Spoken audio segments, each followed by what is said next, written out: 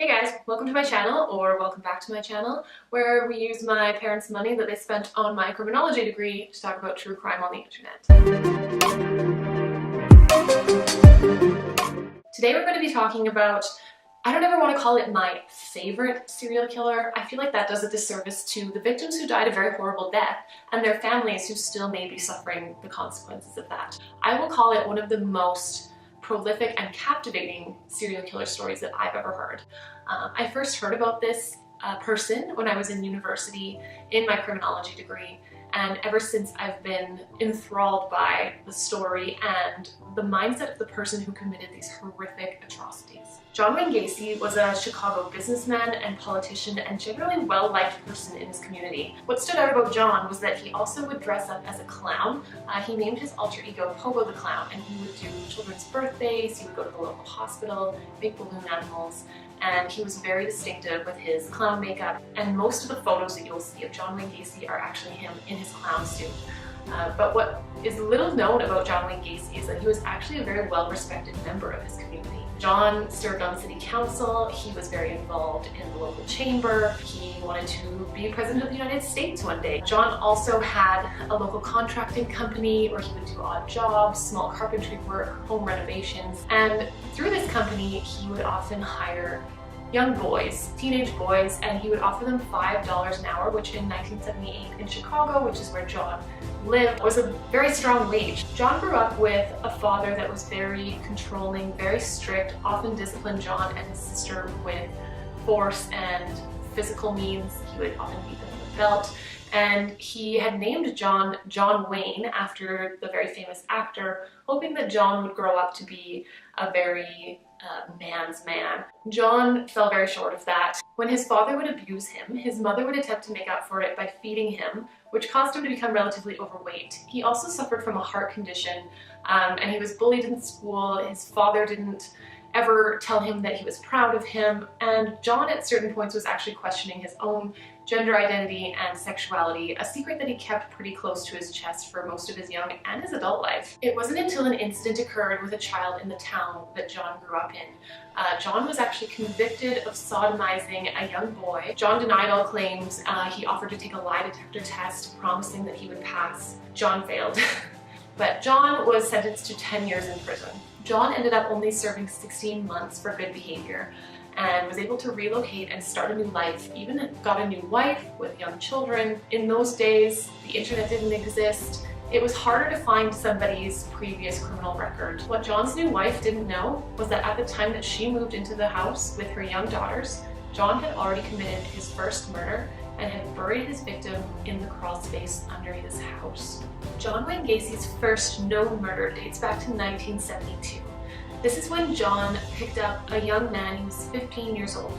His name was Timothy McCoy. John brought him back to his house with the promise of a place to stay. The two of them ended up engaging in sex of some kind, and then in the morning, Timothy allegedly was making breakfast for John as a show of thank you. Timothy went into John's room with a knife that he had been using to cook the breakfast and allegedly surprised John, who then took the knife from him and stabbed him multiple times to death.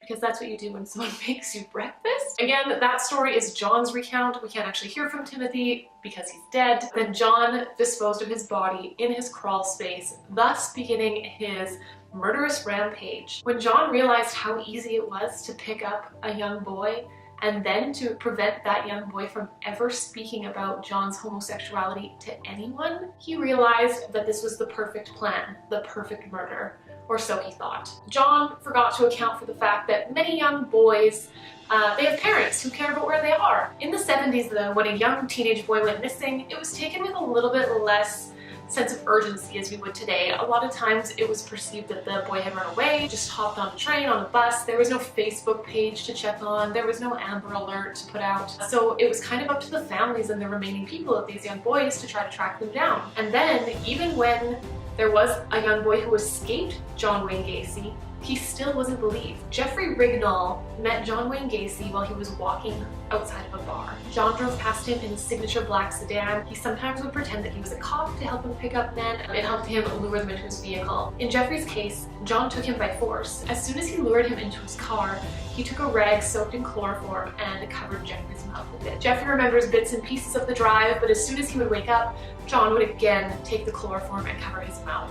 John then took him into his house where he restrained him, sexually assaulted him, and then for whatever reason, let him go. Jeffrey had burns all over his face from the chloroform, so he showed up at the police station, told them his story, and no one believed him. Unfortunately, he had no other recourse. He didn't know the person's name, but he did remember what the house looked like, what the car looked like. So he staked out the location that he was picked up from and waited for John Wayne Gacy to drive by again. And sure enough, he did. He followed his car home to his house and wrote down the address that John Wayne Gacy lived at, and again returned to the police. Unfortunately, the police still didn't believe him. John Wayne Gacy had such a strong presence in the community that no one believed that this person could have done this. Jeffrey Rignall's story was discounted, and unfortunately, more people died. John Wayne Gacy's murderous rampage came to an end with his final victim, Rob Peast. Rob was a 15-year-old boy who worked at the local drugstore. John Wayne Gacy had approached the owner of the drugstore to do some construction within the place, give it a little renovation, and while there, he met Rob Peast. And of course, seeing that he was a good-looking 15-year-old boy, offered him a job for $5 an hour, which was double Rob's current salary.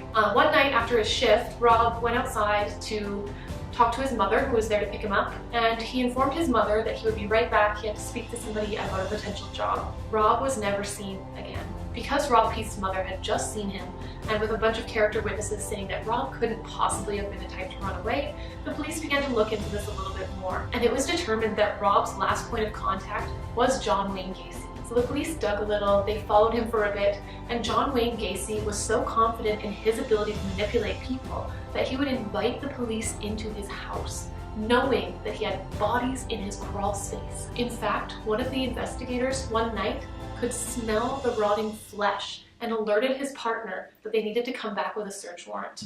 Once the police returned to conduct that search, horrendous things were discovered. John Wayne Gacy had 27 bodies in his crawl space. Rob Peast's body was actually not even in the crawl space. He had run out of places to put the dead boys. Because John Wayne Gacy had run out of room in his crawl space, he was forced to throw Rob Peast's body in the river. It was later recovered at a dam. With the insurmountable evidence found against John Wayne Gacy, the police had a great case against him and arrested him and charged him with the murders of all of the people they could identify and match up with a missing person. In the end, Gacy was convicted of murdering 33 young men. It's widely believed that there may be more unknown victims. When John Wayne Gacy went to court, his lawyers on his behalf pleaded not guilty by reason of insanity, which is similar to today's defense of not criminally responsible due to mental disorder. In order to be found not guilty by reason of insanity, the defense would have had to prove that John Wayne Gacy was not of sound mind, did not know right from wrong when he was committing these murders, not just at the time of trial, but at the time that the offense occurred. Because he clearly would stake out these men and boys and would work to find them, conceal the evidence, hide from the other people in his life what he was doing.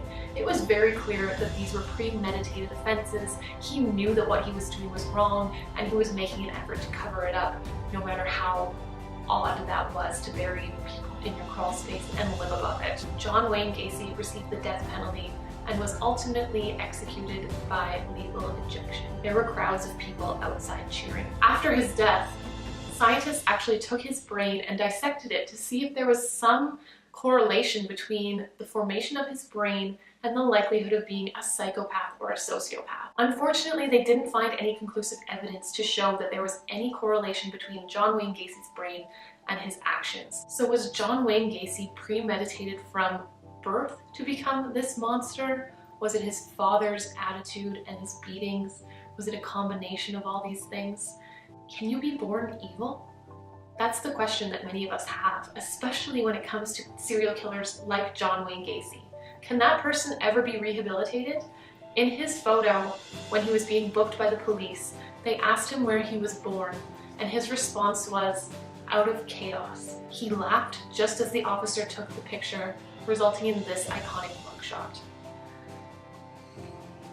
John Wayne Gacy also began painting artwork while in prison, and his pieces are highly sought after and sold for large sums of money. If you like this video, please don't forget to subscribe. You can turn on the notifications down there and let me know, are people born evil or do they simply become evil?